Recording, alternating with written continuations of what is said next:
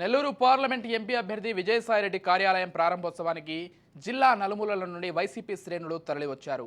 జిల్లాలో అడుగుపెట్టిన దగ్గర నుండి విజయసాయిరెడ్డికి ఘన స్వాగతం పలికారు. ఆంధ్రప్రదేశ్లో ఇప్పటివరకు సోషల్ జస్టిస్ నినాదంతో ముందుకు సాగామన్నారు. సంక్షేమ ఫలాలు బడుగు బలహీన వర్గాలకు అందిస్తూ వారి ఆర్థిక స్థితిగతికి తోడ్పడ్డామన్నారు.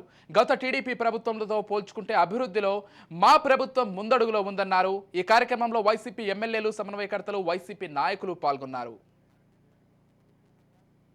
మేనిఫెస్టో విషయంలో కానీ, పొలిటికల్ క్యాంపెయిన్లో కానీ, పోలింగ్ బూత్ కమిటీస్లో కానీ, సీఎం అభ్యర్థిగా సీఎం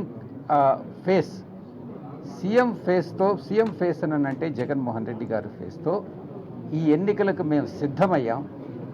3 మహాసభలు నిర్వహించుకున్నాం. 4వ మహాసభ మార్చి 10వ తారీఖున జరగబోతా ఉంది. ఒక మహాసభ కన్నా రెండవ మహాసభ కన్నా 3వ మహాసభ, ఈ రకంగా స్పందన అన్నటువంటిది, మేనిఫోల్డ్ స్పందన అన్నటువంటిది వస్తూ ఉంది.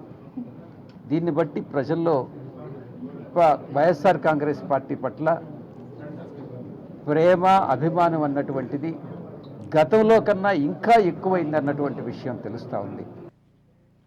అభ్యర్థుల ఎంపిక విషయంలో కానీ, మేనిఫెస్టో విషయంలో కానీ, పొలిటికల్ క్యాంపెయిన్లో కానీ, పోలింగ్ బూత్ కమిటీస్లో కానీ, సీఎం అభ్యర్థిగా సీఎం ఫేస్